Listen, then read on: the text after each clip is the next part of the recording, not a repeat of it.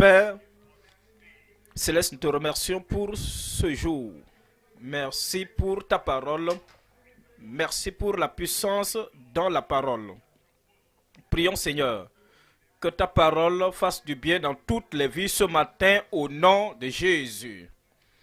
Tout ce que tu as pour nous dans ta parole, nous prions Seigneur, que tout le monde reçoive, que tout le monde obtienne, que tout le monde profite de ta parole au nom de Jésus. Merci Seigneur, parce que nous savons que tu nous as exaucés. Au nom de Jésus, nous prions. Que Dieu vous bénisse. Nous venons dans Josué, chapitre 10.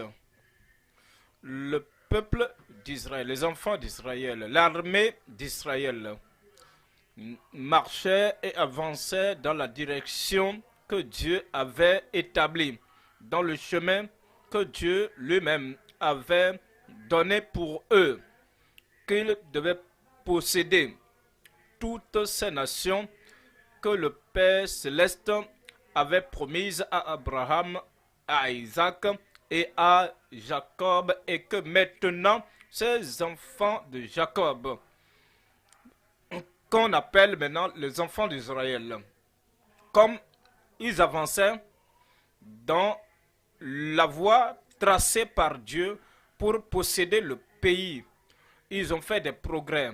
Nous venons à notre tour.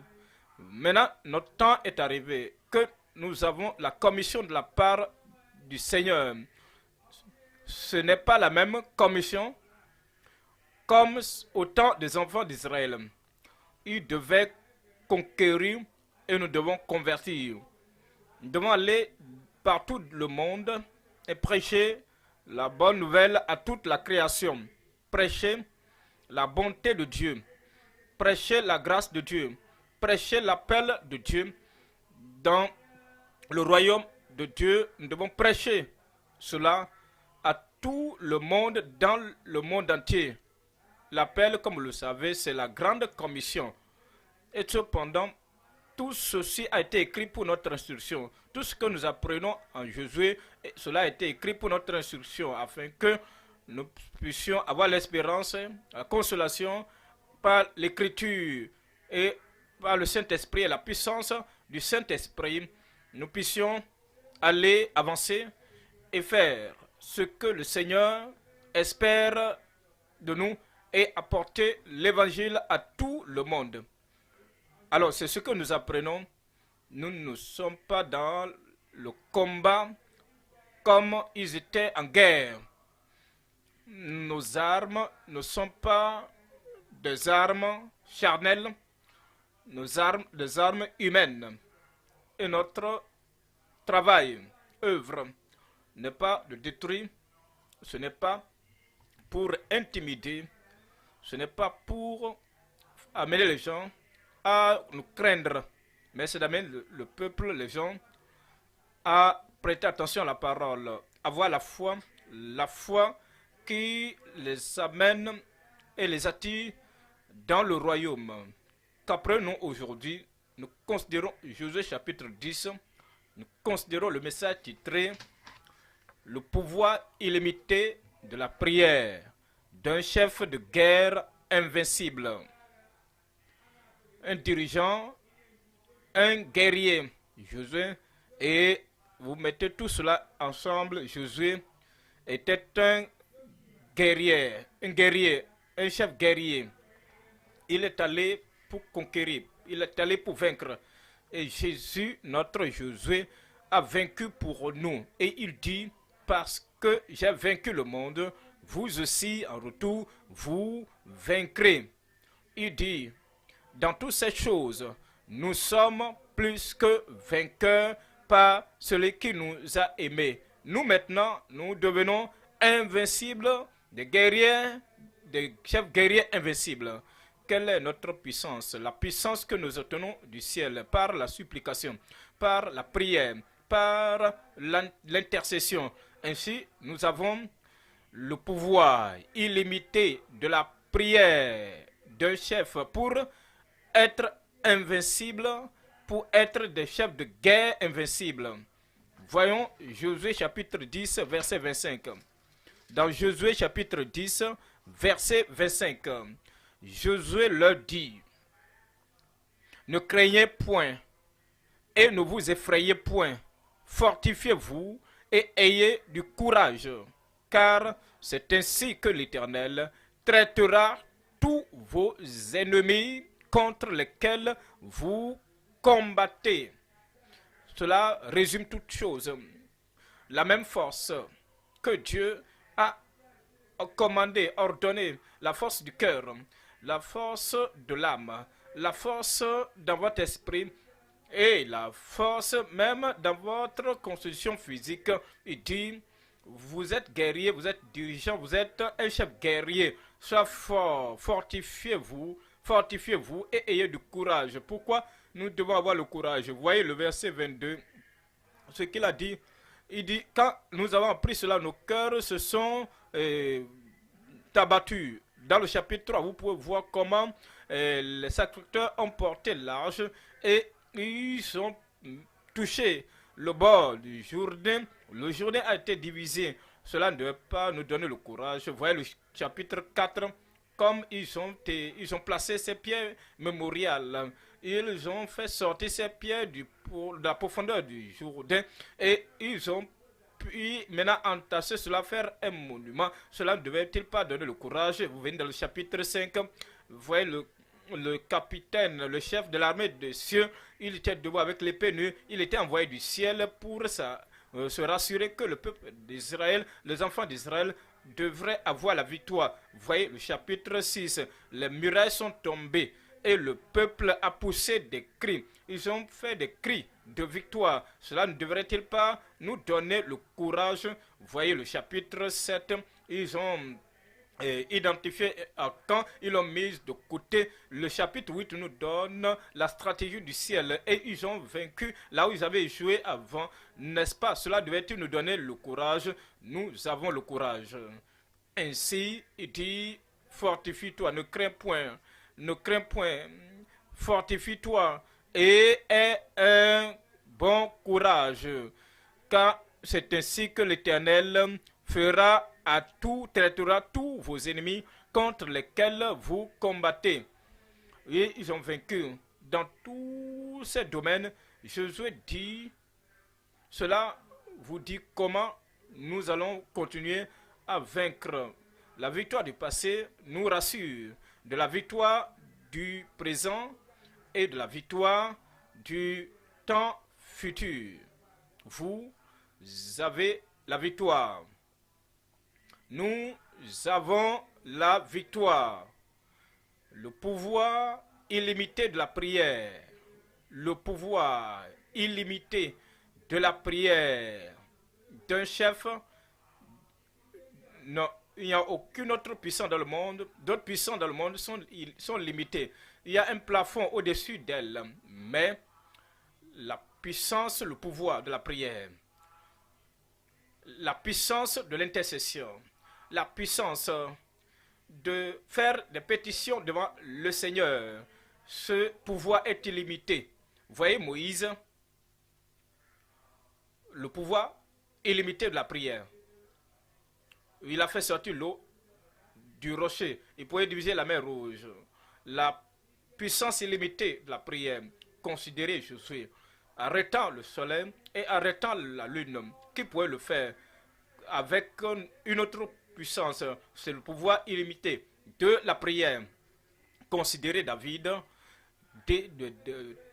vainquant, triomphant de Goliath, la puissance illimitée de la prière. Considérez Jésus-Christ maintenant, comme il marchait sur la mer, comme il purifiait les lépreux et comme il amenait les royaux, les pécheurs au salut. Dans l'expérience du salut, le pouvoir illimité de la prière, considérez Jésus-Christ qui donne son nom à tous les croyants. Et il dit, tout ce que vous demanderez à mon nom, je vous le donne. Et considérez Pierre, il s'est accroché à son nom. Je n'ai ni or ni argent. Au nom de Jésus-Christ de Nazareth, lève-toi et marche. L'homme se leva Et il sauta, il marcha. La puissance, le pouvoir illimité de la prière. Ainsi, nous venons ce matin pour considérer ce que le Seigneur nous a donné. Le pouvoir illimité de la prière d'un chef de guerre invincible. Nous considérons ce message en trois perspectives. Premièrement, nous voyons le fondement pieux du combat contre le terrible. Le fondement pieux du combat pour la victoire contre le terrible. Le terrible était là pour nous terrifier, mais il y a un fondement pieux pour nous permettre de combattre contre ces puissances terrorisantes partout et n'importe où. Le fondement pieux du combat pour la victoire sur le terrible, sur l'homme terrible, la femme terrible, sur les ennemis terribles, nous avons la victoire sur eux. Vous avez la victoire sur eux. Deuxième point, c'est le bon combat de la foi pour la victoire et le triomphe. Enfin, le troisième point, c'est la grande foi en plénitude pour la victoire de la foi. Nous repartons au premier point. Premier point, nous considérons le fondement pieux du combat pour la victoire sur le terrible. Nous considérons Josué chapitre 10, verset 8. Dans Josué chapitre 10, verset 8, l'Éternel dit à Josué, ne les crains point, car je les livre entre tes mains, et aucun d'eux ne tiendra devant toi. Le Seigneur a dit à Josué, dès le commencement, au fondement du ministère, que nul ne tiendra devant lui et devant aucun des enfants d'Israël. Et voici le Seigneur le répète ici à Josué, ne les crains point, tous ces conspirateurs, toutes ces circonscriptions, il dit, ne les crains point, car je les livre entre tes mains. Aucun d'eux ne tiendra devant toi. Dans le verset 9. Dans le verset 9 dit, Josué arriva subitement sur eux. Et après avoir marché toute la nuit depuis Gilgal. Verset 10, il dit, l'Éternel les mit en déroute devant Israël. Et Israël leur fit éprouver une grande défaite. Le Seigneur les a défaits. Ils n'étaient pas le peuple, ce n'est pas le peuple qui faisait toutes choses qui devaient être faites. L'Éternel lui-même a défait toutes ces armées devant Israël et il les fit éprouver une grande défaite. Les poursuivit sur le chemin qui monte à Beth Horon et les battit jusqu'à Zika et à Makeda. Et les battit jusqu'à Azeka et à Makeda. Considérez le verset 11. Verset 11. Comme il fuyait devant Israël, l'ennemi s'enfuira. Vos ennemis s'enfuiront de vous et de votre territoire. Ils s'enfuiront au nom de Jésus. Comme ils fuyaient devant Israël et qu'ils étaient à la descente de Beth Horon, l'Éternel fit tomber du ciel sur eux de grosses pierres. Comme les troupes terrestres combattaient, il y avait des pierres, des grêles, des choses pesantes venant du ciel et qui tombaient sur les ennemis et les détruisaient. Il dit, ils périrent. Ceux qui moururent par les pierres de grêle furent plus nombreux que ceux qui furent tués par l'épée, avec l'épée par les enfants d'Israël. Il leur a donné la victoire. Il vous a donné la victoire. Voilà Jérémie, chapitre 15. Lisons le verset 21. Jérémie, chapitre 15, verset 21. Je te délivrerai de la main des méchants. Je te délivrerai de la main des méchants et je te sauverai de la main des violents. Nous créons parfois des violents, nous créons les terreurs, ceux qui suscitent les émeutes, nous créons parfois les intimidateurs, nous créons parfois le cri, le son de leur voix, nous créons leur apparence, qu'ils soient des femmes ou des hommes. S'il se montre qu'il peut être terrifiant, nous les créons. Vous savez pourquoi nous ne méditons pas sur la parole de Dieu? Nous écoutons, nous lisons, mais nous ne méditons pas. Lorsque nous méditons sur la parole de Dieu, il y a personne sous le ciel, sous le soleil, à craindre. Parce que l'Éternel dit, médite sur cela, et dit, je te délivrerai de la main des méchants. Je te sauverai de la main des violents. Les violents ne vont pas déterminer le cours de votre vie. Les terrifiants ne vont pas déterminer la décision de votre vie. Vous tenez sous la main du Dieu Tout-Puissant du ciel. Et quiconque peut être à l'intérieur, or n'importe où, nous avons la victoire. J'ai vaincu. Peu importe ce qui te poursuivait, le jour, dans le rêve, ce matin, c'est terminé. Voyons le deuxième sous-élément, Genèse, chapitre 6, verset 5. Genèse, chapitre 6, le verset 5. Dieu, l'Éternel, vit que la méchanceté des hommes était grande sur la terre et que toutes les pensées de leur cœur se portaient chaque jour uniquement vers le mal. Nous voyons que c'est la même attitude de ces peuples qui se sont mis en confédération. La méchanceté était si élevée et la corruption était grande. C'est exactement la raison pour laquelle le Dieu juste voulait les mettre de côté.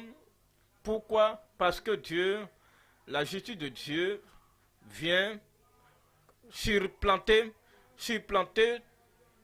toutes ces corruptions ou ces corrupteurs. C'est la raison pour laquelle Dieu voulait les exterminer. Dans le sous-premier point, la raison pour laquelle Dieu a combattu les Cananéens. Il voulait finir avec eux pour qu'ils ne restent plus dans sa création. Sur cette base, pour cette raison, à cause de leur méchanceté, ils ont été exterminés. Déjà, il a déjà donné la raison à Abraham. Il a donné la raison dans Genèse chapitre 15. Genèse chapitre 15. Genèse chapitre 15, verset 16. Genèse chapitre 15, verset 16. À la 4e génération, ils reviendront ici, car l'iniquité des Amoréens n'est pas encore à son comble, parce que leur iniquité n'était pas encore à leur comble. À son comble, ils continuent de pécher et pensaient qu'il n'y aurait pas de répercussions, qu'il n'y aurait pas de conséquences. Ils ont pensé qu'ils allaient continuer Et ils seraient en train de se corrompre encore et encore. Dieu dit, Abraham, tu sais quoi? Je continue, je vais toujours m'en débarrasser d'eux. Je continue, je vais toujours les traiter. Mais le couple d'iniquité n'était pas encore à son comble. Pourquoi? Pourquoi Dieu a envoyé Israël? Parce que Dieu a envoyé Israël comme une hache de guerre à ces Cananéens, à ces méchants-là, pour les s'en débarrasser d'eux, les exterminer, leur manière corrompue. Deutéronome chapitre 18, verset 9. Deutéronome 18, verset 9. Le mal fait, la corruption qu'ils ont pratiqué, la terreur dans leur vie qui a rendu nécessaire que Dieu puisse se débarrasser d'eux. Deutéronome chapitre 18, nous considérons le verset 9. Lorsque tu seras entré dans le pays que l'Éternel ton Dieu te donne, tu n'apprendras point à imiter les abominations de ces nations-là. Les abominations, c'était la raison pour laquelle Dieu a décidé de les exterminer. Vous voyez le verset 10. Verset 10. Qu'on ne trouve chez toi personne. Qu'on ne trouve chez toi personne qui fasse passer son fils ou sa fille par le feu. C'est la raison, c'est ce qu'il faisait. Tout ce que des personnes qui exercent le métier de devin, c'est la corruption, ce sont les choses mauvaises qu'il faisait. D'astrologues, d'augures, de magiciens, d'enchanteurs. C'était là leur pratique. C'était là leurs mauvaises choses, leurs implications démoniaques. C'est la raison pour laquelle l'Éternel envoya les enfants d'Israël vers eux pour les exterminer. Dans le verset 11, d'enchanteurs, personnes qui consultent ceux qui évoquent les esprits ou disent la bonne aventure, personnes qui interrogent les morts. Le mal dans la vie des Cananéens, c'est le mal, c'est leur méchanceté qui a fait que Dieu a dit assez c'est assez, ils seront exterminés. Voyons le verset 12. Dans le verset 12, car quiconque fait ces choses est en abomination à l'Éternel. Et c'est à cause de ces abominations que l'Éternel, ton Dieu, va chasser ces nations devant toi. Verset 13. Dans le verset 13, tu seras entièrement à l'Éternel, ton Dieu. Dans le verset 14, car ces nations que tu chasseras écoutent les astrologues et les devins. Mais à toi, l'Éternel, ton Dieu, ne le permet pas. Mais à toi, l'Éternel, ton Dieu, ne le permet pas. Qu'en est-il s'ils l'ont fait? Alors, la même raison que Dieu avait pour les exterminer, détruire ces idolâtres, ces occultes, il va aussi les détruire. Dieu dit, vous n'allez pas pratiquer ces choses. Voyons le deuxième sous-élément, c'est la justice de Dieu dans sa fureur contre toute corruption. La justice de Dieu dans sa fureur contre toute corruption. Ecclésias chapitre 8, verset 11. Ecclésias chapitre 8, verset 11. Ecclésias chapitre 8, verset 11. Il dit, parce que le jugement de Dieu, parce qu'une sentence contre les mauvaises actions ne s'exécute pas promptement, le cœur des fils de l'homme se remplit en eux du désir de faire le mal. Certains Amalécites, ces Amoréens, ces Cananéens, ces Jébusiens et tous ces Éviens, parce que la sentence n'était pas venue promptement, de manière instantanée, de manière rapide, ils ont continué dans leurs abominations. La même chose s'applique aux antédiluviens, et au temps de déluge, au temps de Noé, parce que le jugement n'était pas venu promptement, immédiatement, et à cause de cela, le cœur de ces antédiluviens a été endurci, fixé à faire le mal. Aujourd'hui, parce que quelqu'un pratique le mal, pratique la méchanceté, que le jugement ne s'abat pas sur lui de manière instantanée, de manière immédiate, il pense que Dieu ne juge personne. Dieu ne juge plus. Il se dit, ah, nous sommes maintenant dans le Nouveau Testament, au temps, à l'ère de la grâce, Dieu ne juge plus, comme il avait l'habitude de faire. Vous savez, il y a des gens qui ont appris à propos de la grâce, de l'amour, mais ils n'ont jamais lu ils n'ont jamais lu le Nouveau Testament. Si vous lisez le Nouveau Testament, vous saurez, dans Luc chapitre 13, vous pensez, ceux-là avec qui Pilate a mélangé leur sang pour bâtir le temple, vous pensez que vous êtes plus juste que, je vous dis, à moins que vous périrez tous également si vous ne vous repentez. Il y a toujours le jugement aujourd'hui. Pensez à Hérode dans Actes des Apôtres.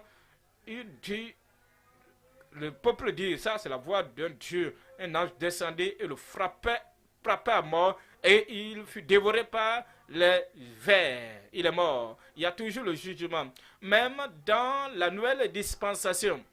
Et parce que le cœur des hommes s'est dressé à faire le mal, ils ne savent pas, ils ne connaissent pas que le jugement viendra toujours s'abattre. Ils continuent de manière incontrôlée dans leur mal. Il y a toujours le jugement aujourd'hui. Aujourd'hui, nous sommes dans le Nouveau Testament, mais le Nouveau Testament dit notre Dieu est un feu dévorant. Parce que le jugement ne vient pas immédiatement. Le mal a été déjà fait.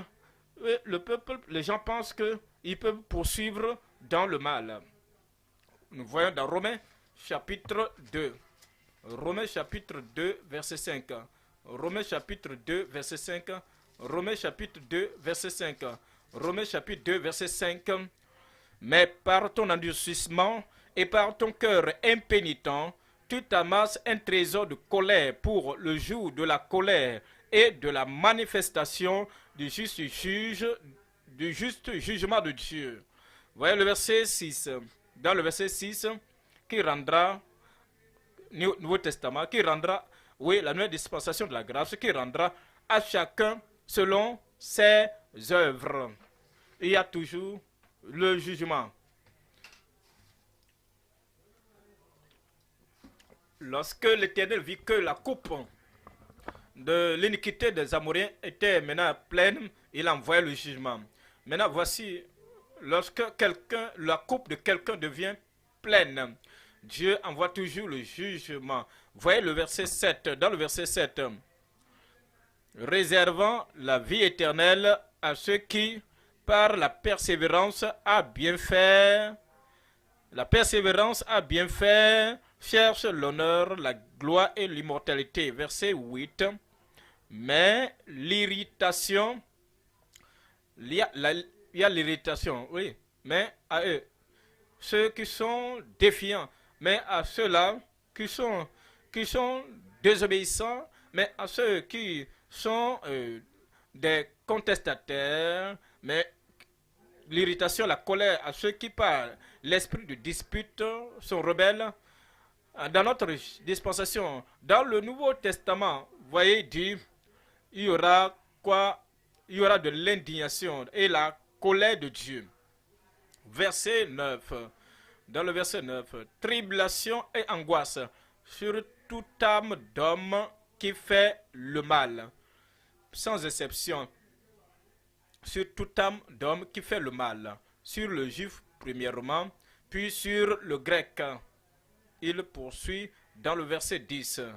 Dans le verset 10, il dit, gloire, honneur et paix pour quiconque fait le bien, pour le juif premièrement, puis pour le grec. Verset 11. Dans le verset 11, car devant Dieu, il n'y a point d'acception de personne. En ce temps, dans l'Ancien Testament, il n'y a pas d'acception de personne. En ce temps précis, dans le Nouveau Testament, il n'y a point d'acception de personne. Vous voyez, le numéro 3 ici, le troisième sous-élément, nous voyons la rédemption de Dieu par la foi et la conversion. La rédemption de Dieu. La rédemption de Dieu par la foi et la conversion. Il y a plusieurs qui ne lisent pas pleinement la Bible. Et ils pensent que la grâce est spéciale et spécifique au Nouveau Testament. La grâce, nous comment la grâce, nous a trouvé grâce aux yeux de Dieu. On peut voir, Dieu ne peut pas retenir les bonnes choses de celui qui marche droitement. Il pensait qu'il n'y a pas la foi. Dans l'Ancien Testament, le juste vivra par sa foi. C'était Habakkuk. Et tous les héros de la foi, Hébreux chapitre 11, c'est par la foi Enoch, c'est par la foi qu'Abraham, c'est par la foi que Sarah, c'est par la foi qu'Isaac, c'est par la foi que Moïse. Il y avait la foi dans l'Ancien Testament, l'amour. L'amour n'est pas particulier au Nouveau Testament, à la Nouvelle Alliance. Tu aimeras l'Éternel ton Dieu de tout ton cœur, de toute ton âme, de toute ta pensée, afin que tu vives. L'amour était là. Ensuite, nous voyons l'espérance du ciel. Enoch, par la foi, marchait avec Dieu. Il ne fut plus parce que Dieu l'enleva. Il prie, Dieu le prie, il l'amena au ciel. Il y avait l'espérance du ciel. Tout, oui, bien sûr, certainement. L'enfer n'est pas particulier au Nouveau Testament. Tous ceux qui craignent, tous ceux qui ne craignent pas Dieu seront damnés en enfer. Il y a un châtiment éternel. Alors, lisons notre Bible de manière correcte et équilibrée et comprenons que la rédemption était présente et disponible pour eux. Et la rédemption est ici disponible pour nous. Nous voyons dans Psaume chapitre 130, verset 7. Psaume 130, verset 7. Psaume 130. Qu'Israël espère en l'Éternel, car avec l'Éternel, Israël, mets ton espoir en l'Éternel, car la miséricorde est auprès de l'Éternel et la rédemption est auprès de lui en abondance. Verset 8. C'est lui qui rachètera Israël de toutes ses iniquités. La rédemption du péché, la rédemption de la puissance de Satan, la rédemption des violents, c'était disponible pour eux, c'est aussi disponible pour nous. C'est disponible pour toi. Lorsque nous nous détournons du péché et que nous croyons au Seigneur, alors la rédemption du Seigneur devient une réalité dans notre vie. Dans Psaume 51, dans Psaume 51, nous considérons le verset 7, le verset... Psaume 51, le verset 9. Purifie-moi avec l'hysope. Vous voyez, dans l'Ancien Testament, ils avaient besoin de la purification. Nous également, nous pouvons être purifiés. Purifie-moi avec l'hysope et je serai pur. Lave-moi. Il ne parlait pas de lavage externe, physique. Il parlait du cœur, de l'âme et de l'esprit. Vous voyez le verset 9, verset 10. Annonce-moi l'allégresse et la joie, et les eaux que tu as brisées se réjouiront. Voyez le verset 11. Dans le verset 11, détourne ton regard de mes péchés, efface toutes mes iniquités. Verset 12, dans le verset 12, ô Dieu, crée en moi un cœur pur. Une nouvelle création la nouvelle création était disponible pour eux et c'est également disponible pour nous. Oh Dieu, crée en moi un cœur pur, renouvelle en moi un esprit bien disposé. Verset 13. Ne me rejette pas loin de ta face. Ne me rejette pas loin de ta face. Il y a un rejet. Si quelqu'un retourne, demeure dans le péché, et demeure rebelle et endurci dans le péché, et il ne pense pas au futur. Il ne pense qu'à se plaire et à plaire au moi. Il y a un rejet, un bannissement, et Dieu n'a pas peur de qui que ce soit, même d'un roi. Si une femme, même une reine, ne me rejette pas loin de ta face, ne me retire pas ton Esprit Saint. N'attristez pas le Saint-Esprit de Dieu par lequel vous avez été scellés pour le jour de la rédemption. Il peut être attristé et il peut quitter de vous, s'éloigner de vous. Ne me retire pas ton Esprit Saint. Verset 14. Rends-moi la joie de ton salut. Les gens de l'Ancien Testament savaient que si tu es sauvé, quand tu es pardonné, quand tu es racheté, quand tu es converti, ils savaient que la joie vient avec ce salut. Il dit, rends-moi la joie de ton salut et qu'un esprit de bonne volonté me soutienne. Verset 15. Il dit maintenant, j'enseignerai tes voies à ceux qui les transgressent. C'est alors, si vous êtes un transgresseur, vous ne pouvez pas enseigner aux autres transgresseurs la voie du Seigneur. Si vous êtes un rebelle contre la parole et la volonté du Seigneur, vous ne pouvez en aucun cas administrer la parole, prêcher aux autres qui sont rebelles contre la volonté de Dieu. Si vous êtes déterminé à continuer dans le péché, la vie du péché, vous ne pouvez pas prêcher aux autres pécheurs qui sont désespérément dans leur vie de péché. Il y a nécessairement la conversion. Il y a nécessairement le changement. Si vous êtes dans les représailles, les pécheurs qui sont dans la représaille, vous ne pouvez pas prêcher par la parole en tant que prédicateur ou bien par les chansons en tant qu'un chanteur. Le chanteur rebelle n'a aucun ministère envers les pécheurs rebelles dans le monde. La même chose, vous êtes dans le même camp. C'est lorsque nous sommes convertis, c'est lorsque nos vies sont changées et que la grâce de Dieu vient dominer notre cœur, influer notre cœur. C'est ainsi que nous pouvons prêcher aux pécheurs. Et si nous avons les ministres de Dieu, nous avons les oreilles pour entendre, nous avons les yeux pour voir. Si quelqu'un vient devant vous, même s'il prêche, et que vous voyez que le ton, la posture de la déclaration de ce qu'il dit, il est rebelle contre quelqu'un, vous ne devez pas l'écouter parce que cela ne vous fera pas de bien. Alors si un chanteur vient, se présente et que l'homme, la pensée ce n'est pas de nous transmettre la grâce, de transmettre la grâce aux gens, chanter par la grâce dans votre cœur. Si quelqu'un chante, si un groupe chante, et nous percevons la rébellion. C'est comme s'ils sont en train de se battre contre quelque chose. Ils sont en train de se répliquer contre quelque chose. Nous ne les écoutons pas. Ce serait malheureux. Si des gens rebelles chantent et à la fin nous applaudissons, nous sommes en train de les égarer. Ils ne sauront pas que la voix du transgresseur est malheureux, malheur. C'est lorsque nous sommes convertis, c'est lorsque la grâce de Dieu prend possession de notre vie que si nous pourrons enseigner, je pourrais enseigner tes voies aux pécheurs. Et les pécheurs reviendront à toi. Il y avait la conversion. Dans l'Ancien Testament, il y a toujours la conversion.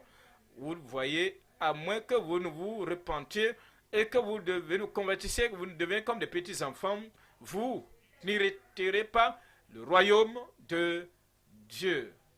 Je prie que nous allons entrer dans le royaume de Dieu. J'entrerai. Le Seigneur fera cela dans notre vie au nom de Jésus. Nous abordons maintenant le deuxième point. Deuxième point, c'est le bon combat de la foi pour la victoire et le triomphe. Le bon combat de la foi. Nous considérons Josué chapitre 10. Josué chapitre 10, à partir du verset 25. Josué chapitre 10, verset 25. Josué leur dit, ne craignez point et ne vous effrayez point. Fortifiez-vous et ayez du courage. Car c'est ainsi que l'Éternel traitera tous vos ennemis contre lesquels vous combattez. Nous considérons trois choses ici. Numéro 1, nous voyons un peuple uni combattant les combats du Seigneur. Deuxième sous-élément, un objectif commun en accomplissant le plan du Seigneur. Et en troisième lieu, la force unie des croyants fortifiés pour le Seigneur. Voyons le premier sous-élément, nous voyons un peuple uni. Un peuple uni dans les batailles du Seigneur. Dans Josué chapitre 10, verset 42. Josué chapitre 10, verset 42. Josué prit en même temps tous ses rois et leur pays, car l'Éternel, le Dieu d'Israël, combattait pour Israël. L'Éternel, le Dieu d'Israël, combattait pour Israël. C'était la bataille de l'Éternel. Verset 43. Dans le verset 43, et Josué et tout Israël avec lui retourna au camp à Gilgal. Nous allons voir 1 Samuel chapitre 25, verset 28. 1 Samuel chapitre 25, 28. 25, 28. Pardonne, je te prie, la faute de ta servante, car l'Éternel fera à mon Seigneur une maison stable. Pardonne, car mon Seigneur soutient les guerres de l'Éternel. Mon Seigneur soutient les guerres de l'Éternel. C'est bien de combattre. Si vous combattez, si vous soutenez les guerres de l'Éternel pour sauver les pécheurs de la main de Satan. C'est bien de combattre si nous combattons pour convertir les rebelles à la justice. Si nous combattons, c'est bien de combattre. Si nous combattons, nous soutenons les guerres que le Seigneur lui-même a ordonnées. Nous combattons contre le péché partout, le péché à n'importe où. Nous combattons contre les conséquences du péché, la maladie et le péché. C'est là les guerres de l'Éternel. Nous combattons contre Satan qui ne veut pas que Christ règne. Et nous disons, Christ doit régner. Il a fait toutes choses qui devaient être faites à la croix du Calvaire. Il veut régner. Il veut régner. Le Père l'a établi, qui doit régner. Et Satan dit non, qui ne va pas régner. Nous combattons, nous combattons contre Satan qui veut vaincre et renverser l'oreille de Christ. Il doit régner aussi dans ton cœur. Toute chose qui vient alors contredire le règne de Christ dans ton cœur, dans ta pensée, dans ton âme, dessus ton âme, dans ton ministère et dans ta famille, toute chose, n'importe qui veut contredire le règne de Christ dans tout cœur. Nous combattons contre cela parce que nous combattons, nous soutenons les guerres de l'Éternel. Il y a des gens qui ne soutiennent pas les guerres de l'Éternel dans leur propre vie. Le péché vient s'infiltrer et régner. Ils permettent, ils cèdent à cela et ils permettent, ils laissent passer. Le péché veut prendre contrôle de l'église du Dieu vivant et la sainteté a été érodée et ils font comme cela, ils croisent les bras. Que pouvons-nous faire? Et il ne veut pas vraiment combattre. Tu as raté l'opportunité de combattre, de soutenir les guerres de l'Éternel. Toute chose qui va ôter la sainteté de votre membre, de nos membres, de notre église. Toute chose, peu importe la chose, qui vienne de n'importe qui, de n'importe où. Vous êtes appelés à combattre. Nous allons combattre. Et nous serons au front de la bataille.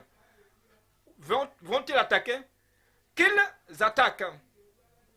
Nous sommes plus capables pour vaincre des millions. Des attaquants qui veulent ôter la sainteté de votre vie, la sainteté du ministère et de l'Église. Dieu nous a rendu capables, a fait de nous ennemis capables, et nous sommes capables. C'est trop tard. Après 50 ans, que maintenant on tremble, qu'on ait peur maintenant, qu'on laisse passer maintenant, et qu'on permette aux usurpateurs de venir prendre possession de l'église du Dieu vivant et maintenant détruire cette église, l'éloigner de la sainteté et transformer cette église en une église des hypocrites. C'est trop tard. Pendant ces 50 ans, on ne les a pas permis de s'infiltrer et manifester la rébellion, les attitudes de rébellion. Il ne peut plus venir maintenant. Ce n'est pas possible. Pas de chance. Parce que plus nous prenons de l'âge, plus nous avons la passion, plus nous prenons de l'âge en tant qu'individu et en tant qu'église, plus nous devenons déterminés que cet évangile, l'évangile de la grâce de Dieu et de la piété, de la sainteté, personne ne pourra l'ôter de nos mains. Il s'agit là des guerres de l'Éternel. Et vous ne devez pas vous retraiter de ces batailles. Vous ne devez pas vous retirer de ces guerres de l'Éternel. Il y a des gens qui n'ont pas l'esprit de Dieu, mais ils ont un courage audacieux, un visage audacieux, ils ont l'esprit humain audacieux. Et ils se précipitent et disent, ah, l'homme est vieux, il ne peut plus faire quoi que ce soit. Essayez pour voir. Nous serons capables de faire plus qu'on l'a fait dans le passé. Parce que l'homme intérieur est fortifié de jour en jour. Rassurez-vous que le fondement que nous posons, nous tenons toujours sur ce fondement et nous allons continuer de tenir sur cette fondation. Même si nous mourrons. Élisée était mort et on l'a enseveli. Et Élisée, l'homme de la double portion de l'esprit, la double portion de la puissance qui opère des miracles, et ces gens, ils voulaient prendre un mort et le jeter dans le tombeau, dans la tombe. Et ils ont vu une bande de soldats qui venaient et rapidement ils avaient peur, ils ont laissé tomber le mort dans la tombe d'Élisée. Dites-moi ce qui est arrivé. Cet homme est revenu à la vie. Pourquoi? Il a demandé la double portion. Et il a eu la double portion. Comme vous aurez la double portion. Élisée a ressuscité un enfant mort. Élie a ressuscité un mort.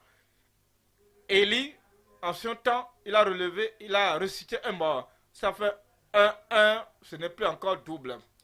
Maintenant, après sa mort, pour que Dieu puisse compléter par faire le double, celui qui était mort, et ils l'ont jeté sur le tombeau d'Élisée. Il était déjà parti, mais Dieu est toujours à l'œuvre. Et cet homme est ressuscité pour accomplir la double portion. Cela sera accompli dans votre vie. Pendant que vous êtes ici, l'accomplissement dans votre vie au nom de Jésus. Et quand vous retournez, toute œuvre, tout point, tout aspect de votre vie sera accompli dans votre vie. Rassurez-vous que vous soutenez les guerres de l'Éternel Voyons le deuxième élément ici. C'est un objectif commun accomplissant le plan du Seigneur. L'objectif uni, commun. L'objectif d'envoyer Israël dans la vie, sur le territoire des Cananéens, des Amoréens, c'était l'objectif auquel il visait à tout temps. Et tous les membres, tous les soldats dans l'armée, ils avaient l'objectif, les yeux fixés sur cet objectif, ils voulaient l'accomplir. Tout le monde, comme nous venons pour prêcher ici, nous sommes unis en objectif pour accomplir le plan dressé de Dieu. On nous dit dans 1 Jean chapitre 3, 1 Jean chapitre 3, le verset 8, 1 Jean chapitre 3, le verset 8. Celui qui pêche est du diable, car le diable pêche dès le commencement. Le Fils de Dieu apparu pour cela, apparu afin de détruire les œuvres du diable. Lorsque nous sommes unis avec lui dans cet objectif, c'est pour ça que nous avons été suscités en tant que les yeux, les pieds, les mains, la bouche, les membres du corps de Christ. Nous avons été suscités afin que nous puissions accomplir cette même mission. Dans le verset 9, quiconque est né de Dieu ne pratique pas le péché. C'est là l'objectif du calvaire. Lorsque nous sommes unis à cela, c'est l'objectif de Christ sur la croix du calvaire et nous sommes unis en cela parce que la semence de Dieu demeure en lui et il ne peut pécher parce qu'il est né de Dieu. Acte chapitre 26. Acte chapitre 26. Acte chapitre 26, verset 16. Mais lève-toi, et tiens-toi sur tes pieds, car je te suis apparu pour t'établir.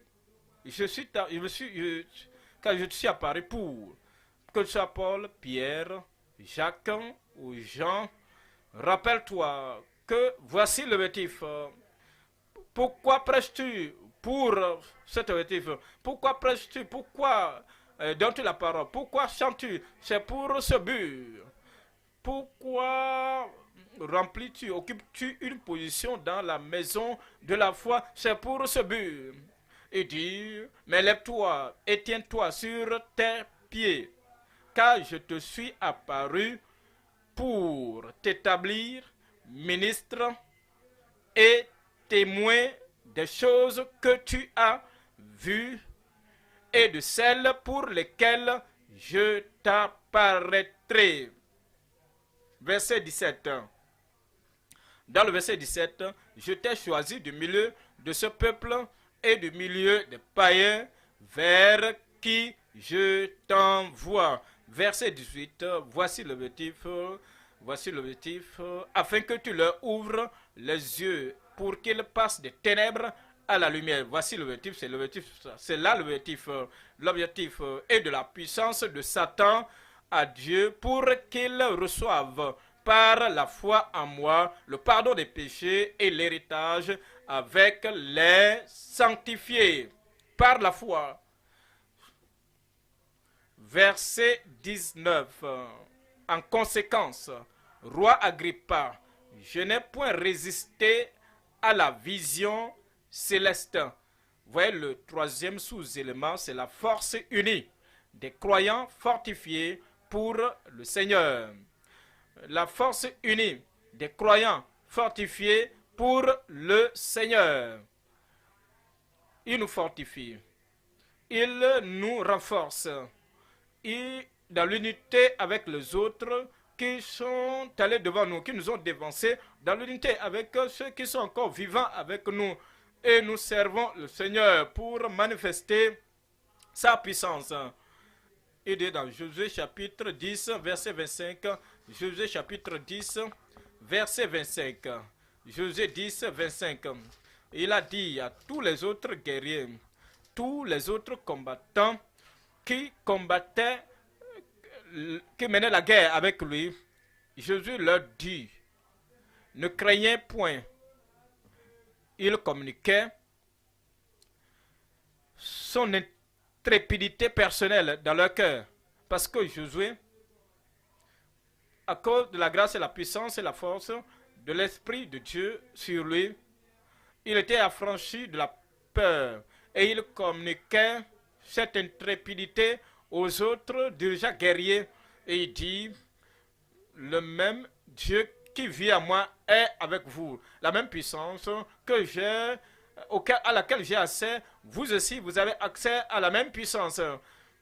La même intrépidité de foi, l'intrépidité dans la foi que Dieu m'a communiquée, m'a transmise, cette même intrépidité et l'audacité. Vous avez la même chose. Jésus leur dit, ne craignez point et ne vous effrayez point. Fortifiez-vous. Fortifiez-vous. Si vous ne pouvez pas si vous ne pouvez pas le faire, le Seigneur n'allait pas dire fortifiez-vous, vous devez juste vous rendre compte qu'est-ce que Dieu a pourvu pour me rendre fort. Quelle est la nourriture spirituelle que Dieu a pourvue pour me rendre fort? Quelle est l'attitude spirituelle à laquelle Dieu m'appelle et il veut que je puisse maintenir cette attitude pour être fort? Quelle est la vision? Quel est le rêve? Quelle est l'image qu'il met dans mon chemin, dans mon plan? Lorsque je considère cela, je contemple ça, je suis fort. Il a pourvu tout ce dont nous avons besoin pour nous rendre forts. Ainsi, parce qu'il a tout pourvu, il nous ordonne maintenant, fortifiez-vous et ayez du courage. Vous pouvez avoir le courage lorsqu'il n'y a pas de combat. Ça, ce n'est pas un courage. C'est au jour du combat, de la guerre, dans la chaleur du combat, c'est sur le champ de combat que nous avons le courage qui est le bon courage. Vous pouvez avoir le courage lorsque l'ennemi n'est pas présent. Ça, ce n'est pas bon, un bon courage. Lorsque l'ennemi vient, lorsque l'ennemi vous affronte et que vous êtes face à face avec l'ennemi et vous êtes courageux, c'est là le bon courage. Lorsque Goliath se présente et que maintenant les genoux de Saül là, on commençait pas à se cogner les uns contre les autres. Oui, Saül est le plus élevé que les autres en Israël. Maintenant, il a peur. David maintenant se lève pour dire que personne ne se décourage à cause de cet incirconcis. Moi, le petit David, j'irai et je vais combattre contre Goliath. C'est la présence, c'est en présence de Goliath. Lorsque l'ennemi est présent, lorsque le combat est en cours, c'est en ce moment que vous manifestez le courage. C'est là le bon courage. Fortifiez-vous et ayez du courage, car c'est ainsi que l'Éternel, ce n'est pas que je ferai, qui suis-je, que ce n'est pas que vous traiterez, mais l'Éternel traitera tous vos ennemis contre lesquels vous combattez. Je prie que Dieu nous donne, qu'il donne à chacun un tel courage du temps présent pour un ministère du temps présent, pour les défis du temps présent, au nom de Jésus. Nous voyons Éphésiens chapitre 6. Éphésiens chapitre 6, je lis à partir du verset 10. Au reste, fortifiez-vous dans le Seigneur et par sa force toute puissante. Verset 11. Revêtez-vous de toutes les armes de Dieu. Manifestement, si vous avez toutes les armes de Dieu, vous serez fort. Vous serez très très courageux. Si vous vous revêtez de toutes les armes de Dieu, et elles sont disponibles. Pourquoi ne sommes-nous pas forts? Pourquoi ne sommes-nous pas courageux? Parce que les armes sont là, mais nous n'avons pas obéi au commandement de nous revêtir de toutes les armes de Dieu. Nous faisons toutes les autres choses. Nous allons partout. Nous raisonnons beaucoup, mais le commandement, le seul commandement unique, la seule chose unique et nécessaire qui nous rendra forts et nous donnera plus de courage que nous n'avons pas pratiqué. Il est revêtez-vous de toutes les armes de Dieu afin de pouvoir tenir ferme contre les ruses du diable. Verset 12. Car nous n'avons pas à lutter contre la chair et le sang, mais contre les dominations, contre les autorités, contre les princes de ce monde de ténèbres, contre les esprits méchants dans les lieux célestes. Dans les lieux célestes. Voyez le verset 13. Dans le verset 13, il dit, c'est pourquoi prenez toutes les armes de Dieu. Prenez toutes les armes de Dieu afin de pouvoir résister dans le mauvais jour et tenir ferme après avoir tout surmonté. Cela veut dire quoi? Après avoir tenu ferme, après avoir fait la mission confiée dans son présent, continuez à tenir afin que si un autre ennemi se présente, continuez à tenir ferme. Comme les autres dans le passé ont été vaincus, cet ennemi du temps présent sera défait au nom de Jésus. Dans le verset 14, tenez donc ferme, ayez à vos reins la vérité pour ceinture. Verset 15, revêtez la cuirasse de la justice. Verset 15, mettez pour chaussures à vos pieds le zèle que donne l'évangile de paix. Verset 16, prenez par-dessus tout cela le bouclier de la foi avec lequel vous pourrez éteindre tous les traits enflammés du malin.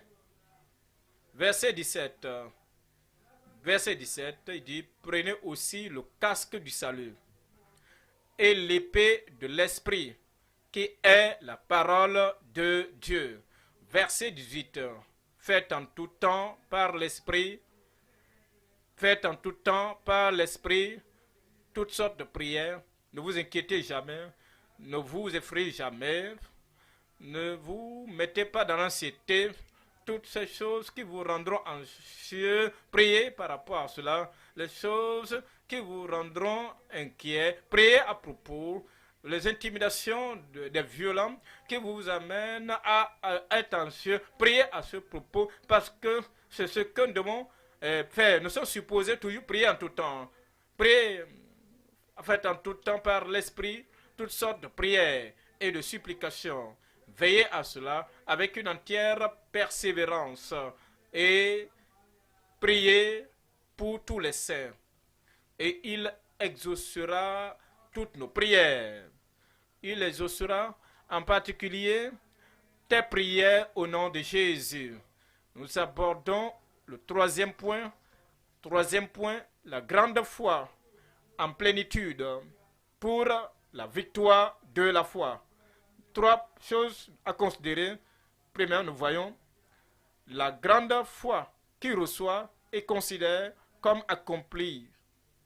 Deuxième sous-élément, la plus grande foi qui atteint et s'élève avec le libérateur.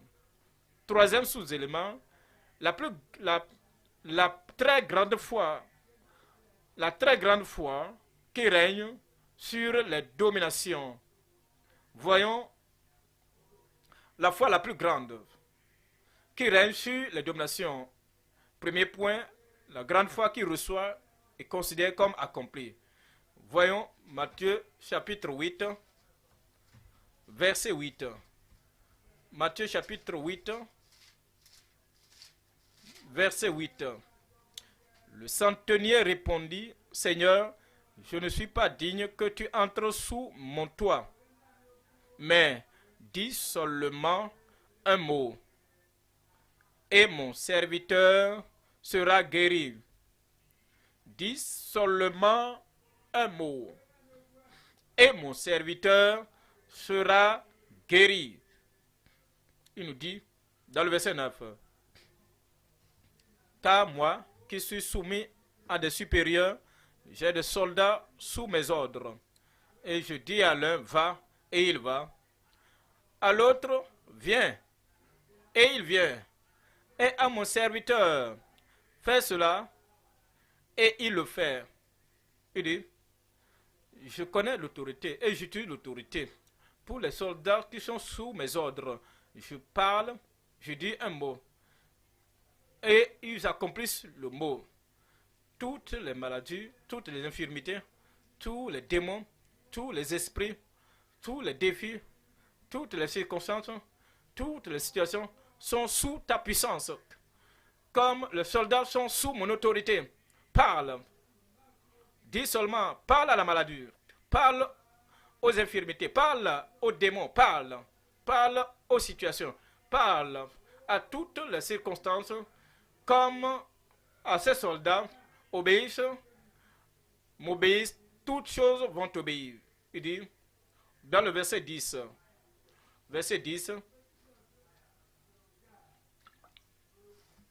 après l'avoir entendu, Jésus fut dans les tourments et dit à ceux qui le suivaient, je vous le dis en vérité, même en Israël, je n'ai pas trouvé une aussi grande foi. Quelle est la grande foi? La foi qui considère accompli lorsque la parole est déclarée. Voyons le deuxième élément ici, c'est la plus grande foi. La plus grande foi qui atteint et s'élève avec le libérateur. Qu'est-ce que cela veut dire? Comme nous considérons le libérateur dans la Bible, dans la Bible, nous avons le libérateur, nous avons Moïse, il avait un type de foi, nous avons Josué, notre libérateur, mais les défis d'être délivré, les défis pour la libération ont augmenté. Et votre foi, lorsque vous venez dans le livre de Josué, doit s'élever à ce niveau du libérateur. Maintenant, nous parvenons au temps de David qui devait délivrer la nation du premier combat que Goliath avait lancé contre les enfants d'Israël pour dire, choisissez un homme. Le roi tremblait. Tous les Israélites tremblaient. Le défi est très grand maintenant. Maintenant que la foi, ils ont besoin de foi plus grande que ce que cela était dans le passé pour correspondre aux défis et le problème d'aujourd'hui. Ensuite, vous avancez encore et encore, vous parvenez au temps de Christ. Et vous voyez le défi. Que la foi s'élève avec le libérateur. Quand vous venez au temps des apôtres, et vous voyez les défis auxquels ils étaient confrontés. Et comme ces défis se sont élevés, se sont soulevés, leur foi s'est levée. Ils accompliront les plus grandes œuvres que je fais. Les mêmes défis les défis que nous avons vus en 1973, oui, c'est des défis. Les défis qu'on a eus en 1985, oui, c'était des défis, mais ils se lèvent plus haut, plus haut. Mais les défis que nous avons eus en 1996 sont plus élevés. Que la foi s'élève comme les défis s'élèvent également et que le libérateur qui doit venir, les défis auxquels nous sommes confrontés en 2020 lorsque Covid-19 voulait balayer la communion, remettre en cause les assemblées, les rassemblements, que la foi s'élève comme les défis s'élèvent. Les défis auxquels nous étions confrontés en 2023, où on se donne, où est l'eau pour boire, où est-ce que nous allons dormir? On ne savait pas. Est-ce que nous devons annuler ce congrès pour dire revenez en janvier 2024? Non. Comme la situation devient terrifiante, nous obtenons un type de foi qui va au-dessus de la situation présente. Et votre foi s'élèvera avec la situation que vous avez, et vous avez toujours une plus grande foi. Une plus grande foi. une plus grande voix, une plus grande autorité, une plus grande puissance, une plus grande confiance dans le Seigneur. Voici, ça, c'est de cette manière nous remportons la victoire. Si votre foi demeure au même niveau avec les circonstances d'il y a 20 ans, les circonstances maintenant s'élèvent maintenant plus haut et que la foi demeure au même niveau comme d'il y a 20 ans, comme 20 ans passés, nous n'allons pas vaincre les défis de ce jour. Nous avons besoin d'une plus grande foi qui atteint plus haut, qui s'élève plus haut et atteint et s'élève avec notre libérateur. Que personne donne un bon amen. Que quelqu'un donne un bon amen. Galates, chapitre 2, verset 20. J'ai été crucifié avec Christ. Il y a de cela 18 ans, on a lu cela. Il y a quelque chose à nous qui a répondu crucifié avec Christ. 10 ans plus tard, quelque chose s'est présenté. Si nous demeurons sur la crucifixion de 10 ans passés, nous serons écrasés. Mais comme ces choses s'élèvent dans votre cœur, le moi qui s'élève dans le cœur, et ce moi, l'assertion de soi, l'affirmation de soi pour dire voici ce que je suis, voici ce que je dois être. Si cette chose aujourd'hui n'est pas crucifiée avec Christ, oubliez les expériences de 10 ans, 20 ans, mais aujourd'hui, vous devez vous élever plus haut dans votre foi et dans cette crucifixion. Il dit j'ai été crucifié avec Christ et si je vis, ce n'est plus moi qui vis. C'est Christ qui vit en moi. Pensez-y. Si un adolescent est né de nouveau, Christ vit en lui pour vaincre, supprimer, pour résoudre les problèmes d'adolescence qu'il a afin qu'il puisse demeurer victorieux. Maintenant, si un jeune adulte, 34 ans, ayant un plus grand défi que l'adolescent, s'il a le défi, Christ vit en lui. Et le Christ qui vit en lui ne va pas vivre au même niveau qu'il vivait en lui quand il était adolescent. Si un homme marié, une femme mariée, ayant un plus grand défi, vient maintenant, Christ vit en lui ou en elle. Elle a un grand défi, un plus grand que le jeune adulte. Et la vie de Christ dans son cœur va résoudre le problème qu'il ou elle a. Si vous êtes un ministre, ce ministre a un défi plus grand que le défi de ce jeune adulte, le même Christ, parce qu'il est tout en tous. Lorsque vous êtes dans le ministère, lorsque vous êtes dans les défis auxquels vous êtes confrontés, vous pouvez dire, comme tout autre croyant, Christ vit en moi, mais il ne va pas œuvrer comme il œuvre dans la vie des autres, parce que la main dont il œuvre dans ta vie va correspondre aux défis auxquels vous êtes confrontés. Le surintendant général peut dire, Christ vit en moi, mais vous n'allez pas l'espérer d'agir, vous attendre qu'il agisse comme vous agissez. Vous n'allez pas vous attendre qu'il parle comme vous parlez, qu'il applique la même méthode plus basse comme une autre personne peut appliquer, parce que la vie de Christ en lui, dans le surintendant général, va correspondre au défi que Dieu lui a donné à confronter et le problème qu'il lui a donné à résoudre. Alors, il n'y a pas de place pour les critiques. Si j'étais le surintendant général, je n'allais pas parler comme cela. Tu as raison. Il est le GS, il est le surintendant. Je n'ai pas abordé ce problème de cette manière. Si j'étais le surintendant général, je n'allais pas prêcher comme ça. Oui, tu as raison. Tu n'as pas la même révélation. Alors, tu ne vas pas parler comme cela. Mais lui, il parle comme ça parce que Christ, qui révèle les choses profondes, à lui dit, je suis Christ, je t'ai placé là. Voici voici ce que je veux que tu fasses. Voici la manière dont je veux que cela se fasse. Merci Seigneur. Il n'y a pas de place pour les critiques, pour les soulèvements. J'ai été crucifié avec Christ.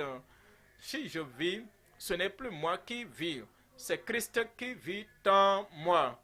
Si je vis maintenant dans la chair, je vis dans la foi au Fils de Dieu qui m'a aimé et qui s'est livré lui-même pour moi. Vous vaincrez. Voyons le troisième sous-élément. La foi la plus grande, ou bien la très très grande foi qui règne sur les dominations. Voici Josué, dans Josué chapitre 10, Josué chapitre 10, verset 12. Alors Josué parla à l'Éternel le jour où l'Éternel livra les Amoréens aux enfants d'Israël. Et il dit en présence d'Israël, il dit, soleil, voici Josué, vous n'allez pas agir comme cela parce que vous n'êtes pas Josué. Il combattait, il soutenait les guerres de l'Éternel contre les Amoréens. Et le soleil allait tomber. Oui, pour une personne, des gens qui ne sont pas Josué, ils vont dire il n'y a pas de soleil, il n'y a pas la lumière, il n'y a pas de lampe, on ne peut pas prendre la lampe pour combattre. Ils vont dire le soleil c'est éteint, nous allons arrêter aujourd'hui et demain matin nous allons revenir. Ça c'est bien pour une personne moyenne, mais il n'est pas Josué. Mais pour quelqu'un qui n'a pas la paix de Josué, quelqu'un qui n'a pas le ministère de Josué, ils doivent avoir la foi de Josué. Maintenant, Josué dit en présence d'Israël. Qu'en est-il si je le dis et que cela ne se produit pas? C'est ce qu'un homme moyen va penser. Mais Josué ne pense pas comme cela. La plus très grande foi, la très très plus grande foi, il y a la très très grande foi. Et Josué dit en présence de tout Israël, soleil, arrête-toi sur Gabaon, soleil, et toi, lune, sur la vallée d'Ajalon. Ah, je ne veux pas dire cela. Tu as raison. Josué le dira. Et lorsque vous levez et que votre foi se lève avec les circonstances, comme les situations vous entourent, une très plus grande foi, une très très grande ténacité, une très grande fermeté viendra dans votre cœur, dans votre vie, au nom de Jésus. Voyons le verset 13. Et le soleil s'arrêta. Et le soleil s'arrêta. Si le soleil va s'arrêter, Satan doit s'arrêter. Si le soleil doit s'arrêter, les maladies doivent s'arrêter. Il dit que le cancer est au niveau terminal. Il y a les gens ici qui vont arrêter ce scandale, ce cancer. Et le soleil s'arrêta. Si le soleil va s'arrêter, tous ces démons, ces puissances démoniaques, tous ces esprits mauvais vont s'arrêter. Toute chose et n'importe quoi qui ne veut pas vous amener, qui ne vous permettra pas de réaliser la victoire, toutes ces choses en ce jour vont s'arrêter pour que vous puissiez avancer. Et le soleil s'arrêta et la lune suspendit sa course jusqu'à ce que la nation eût tiré vengeance de ses ennemis, jusqu'à ce que nous ayons la victoire, jusqu'à ce que j'ai la victoire, jusqu'à ce que j'ai la victoire. La vieillesse qui s'abat sur moi, je dis vieillesse, arrête-toi. J'ai encore quelque chose à accomplir. Et jusqu'à ce que, jusqu'à ce que j'ai la victoire, vieillesse, je n'ai pas de temps, je n'ai pas d'attention pour toi maintenant. Maladie et l'infirmité, est-ce que vous avez de partenaires pour eux, pour elles? Arrêtez-vous. Dites-le. Dites-le. Tenez-vous comme un commandant et maintenant parlez à ces choses. Vous êtes assis, levez-vous et commandez. Levez-vous et décrétez. Levez-vous et dites. Levez-vous et dites à tout ce que cela peut représenter, tout ce qui veut vous écraser, tout ce qui veut vous arrêter, tout ce qui veut vous arrêter, vous ralentir. Vous avez le verdict final. Vous avez la dernière parole. Vous avez le mot final. La parole de votre bouche. Le décret, la puissance, la manifestation. Vous avez le verdict final. La maladie doit s'arrêter.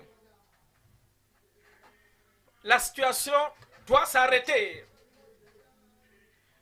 Les perturbations doivent s'arrêter. La faiblesse doit s'arrêter. Les ennemis, l'ennemi doit s'arrêter. Soit le jeu joué d'aujourd'hui pour ta propre vie, pour ton propre ministère. Arrête-toi. Arrête-toi. Et que le peuple de Dieu passe, traverse.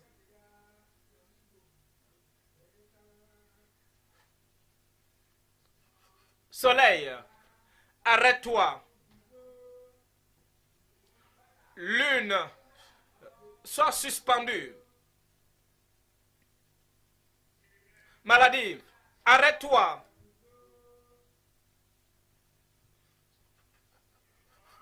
Infirmité, arrête-toi.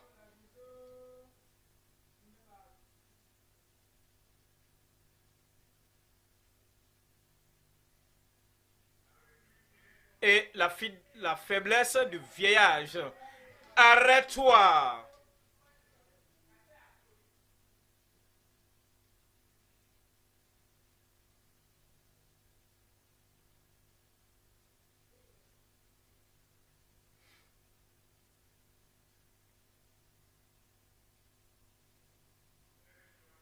Que votre foi corresponde au défi d'aujourd'hui.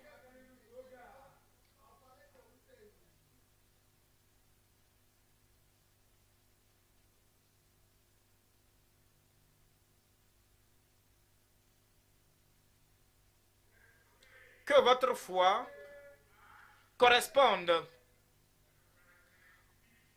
à la vision du temps présent.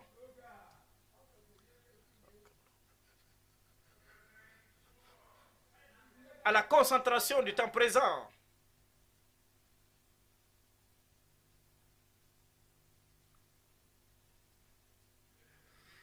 Que votre foi corresponde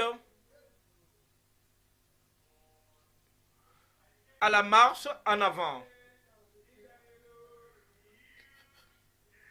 À la destination révélée.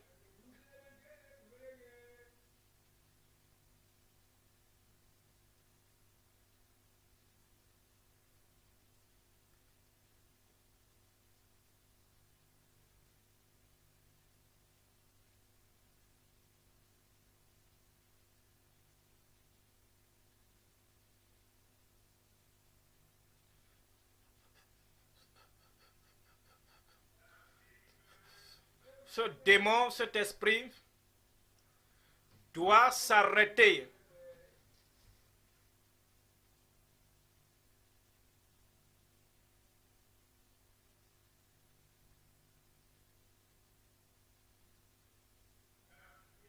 Cet esprit doit s'arrêter.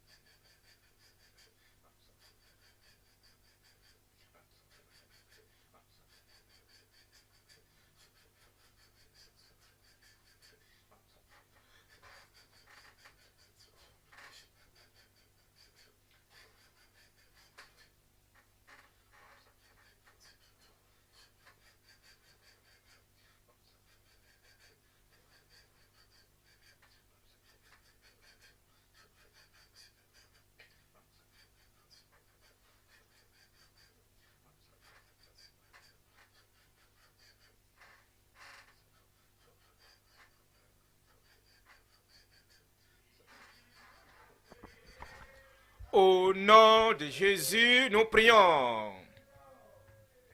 Père céleste, nous te remercions pour l'opération de la foi, la grande foi, la plus grande foi, la très très plus grande foi, imparti le don approprié de foi à tout un chacun au nom de Jésus. Et Seigneur, toute chose qui s'élève pour nous arrêter, pour arrêter notre voyage, pour arrêter notre ministère, pour arrêter notre force et notre courage, Seigneur, nous décrétons, nous déclarons, arrêtez-vous au nom de Jésus. Maladie, arrête-toi. Mauvais esprit, arrêtez-vous. Toutes les manœuvres des hommes et des femmes, arrêtez-vous. Seigneur, nous prions que tu balayes la route pour tout le monde, pour avancer, marcher en avant et entrer dans la victoire. La victoire dans votre vie personnelle.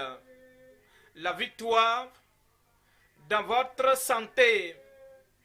La victoire dans votre force et dans votre détermination. Que la victoire dans votre âme et votre esprit. La victoire sur tout ennemi du progrès. La victoire dans votre appel. La victoire dans la journée. La victoire dans la nuit. La victoire aujourd'hui et la victoire pour toujours. C'est accompli. Merci Seigneur. Au nom de Jésus, nous